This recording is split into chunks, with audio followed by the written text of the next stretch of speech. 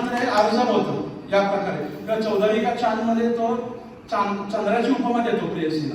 पण नंतर एखादा पिक्चर आपल्या जंटलमन नावाचा, त्याच्यामध्ये चांद पुराणा लागता आहे अशा प्रकारचे शब्द होते. म्हणजे त्याच्यामध्ये किती शब्द पण कशा बदलत गेले बघा, की गीतकार पण बदलले, ऑटोमॅटिक तसा परिणाम तुमच्या संगीतकारीवर पण झाला. अशा अनेक गोष्टी आहेत. म्हणजे एकेकाळी चित्रपटातल्या कलाकारांचा दुपट्टा बिपट्टा असे शब्द असायचे, दुपट्टा उडग्या वगैरे अशा प्रकारातले. पण आता त्यानंतर गोविंदाच्या पिक्चर मध्ये मेरी पॅन्ट भी सेक्सी नराई भी सेक्सी अशा प्रकारचे गाणे आहेत. ते किती फरक पडला बघा. आणि साहजिकच ती गाणी टिकू शकली नाही. आता जी आपण कालावधी जी गाणी आपण बघतोय ती टिकणारी गाणी आहेत, अजूनही आपण ती ऐकतो. आजही मी स्वतः मोहम्मद रफीचं एक गाणं ऐकल्याशिवाय झोपत नाही. माझी परिस्थिती आवडीचं गायक कुठलंही गाणं असेल तर मी मोहम्मद रफीचं, आणि आवडीचं माझं ऑफकोर्स गाणं एक आहे ते मगाशी सांगितलं ते अभिनय हा, त्यामध्ये त्या झोपत नाही. आणि जर तुम्ही बघितलं की जे आपल्याकडे जे लता मंगेशकर, आशा भोसले, मोहम्मद रफी, मुकेश मंदाडे वगैरे सगळे निघून गेले, जेव्हा जेव्हा एकाच प्रकारची दोन गाणी गायली गेली, म्हणजे एकच गाणं पुरुषानं गायले आणि स्त्रीनं पण गायले, असं अनेक वेळा झालेलं. तेव्हा जेव्हा मोहम्मद रफी आणि लता मंगेशकरांची जेव्हा तुलना होती, त्या दोन गाण्यांमध्ये नेहमीच मोहम्मद रफी सरस ठरलेले. अनेक गाणी मी स्वतः त्याच्यावर लेख पण लिहिले होते मी, की अनेक वेळा लता मंगेशकरांना दमायला होतं थोडं, पण मोहम्मद रफीचा आवाज कधीच दमत नाही. ह्या पद्धतीने त्यांचा आतापर्यंत आजही मुकेश असेल, प्रत्येकाने आपला गायक ठरवून ठेवला होता, प्रत्येकाने आपला नायक ठरवून ठेवलेला होता. किशोर कुमार सारखा एक अष्टभुजी गायक तर माझ्या पाहण्यात दुसरा कुठला नाहीये. मोहम्मद रफी, मंदाडे, मोहम्मद रफीने कधी क्लासिकल म्युझिकचं शिक्षण घेतलं नव्हतं, मंदाडेने घेतलेलं होतं. पण मोहम्मद रफीला काय जाणीव होती की पडद्यावर गायक कोण आहे.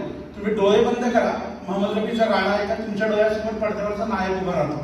राजेंद्र कुमारसाठी गाताय का देवानंदसाठी गाताय का दिलीप कुमारसाठी गाताय, एवढा आवाजातला बदल ते करायचे. मंदाडेंकडे तेवढं नव्हतं. मंदाडेंचा आवाज क्लासिकली खूप चांगला होता, पण ते पडद्यावर कोण कुठल्या गायकासाठी आपण गाणार आहे त्याचं भान नसल्यामुळं त्यांचा आवाज सगळ्या गायकांना सारखा असायचा. पण ह्याच मंदाडेंनी पडोसन मधलं जे एक चतुर नारा बघितलं असेल तुम्ही, किती सुंदर गाणं आहे ते. आणि त्यातलं आजही सर्वात विनोदी चित्रपट म्हणून पडोसनचा हे केलं तर सर्वात विनोदी गाणं म्हणून सुद्धा पडोसनमध्ये एक चतुर नाराचा उल्लेख केला जातो. त्यामुळे अशा प्रकारचं गेले इतक्या वर्षाचा इतिहास, हजारो शेकडो गाणी आहेत.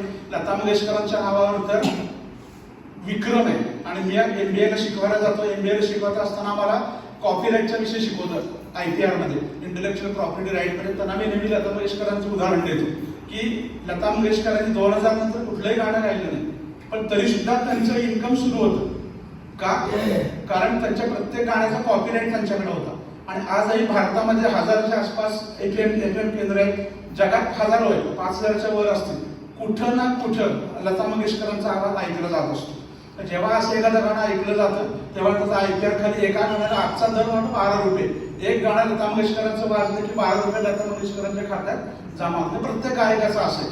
आणि हे लता मंगेशकरांनी 60 सालानंतरच्या दशकामध्ये भांडून केलेलं आहे की तेव्हा संगीतकारांना रॉयल्टी मिळायची एखाद्या गाण्याची, आणि त्याचं नाव सुद्धा नसेल. जेव्हा ती पूर्वी LP असायची, म्हणजे मोठी सक्ती असायची, त्याच्यावर गायकांची नावं पण नसायची. तर भांडून तेव्हा लता मंगेशकरांनी की रॉयल्टी गायकांना मिळायला पाहिजे. त्यानंतर गायकांचा म्हणजे एखादा गायक जरी थांबला तरी त्याला रॉयल्टी मिळत गेली, त्याचं उत्पन्न सुरू राहील. ह्या प्रकारे अनेक गोष्टी आहेत. एक नक्की आहे की ह्या कलाकारीमध्ये अस्सल ते टिकतं. मोहम्मद रफीचा विषय आपला झाला. अनेकांनी मोहम्मद रफीची नक्कल करून